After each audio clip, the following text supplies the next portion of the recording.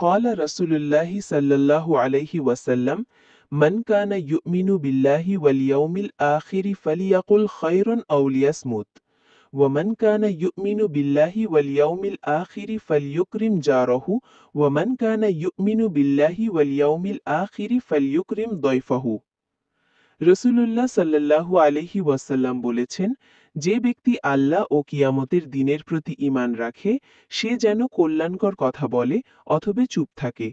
যে ব্যক্তি আল্লাহ ও কিয়ামতের দিনে বিশ্বাস রাখে সে যেন তার প্রতিবেশীর সাথে সদ্ব্যবহার করে।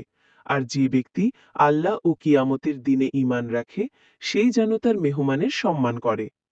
হাদিসের শিক্ষা: ১. বিশ্বাসী ব্যক্তি কখনো অশ্লীল বা কটু কথা বলে না। ২. মুমিনের দায়িত্ব সে অন্যের ক্ষতি না করে উপকার করে। ৩.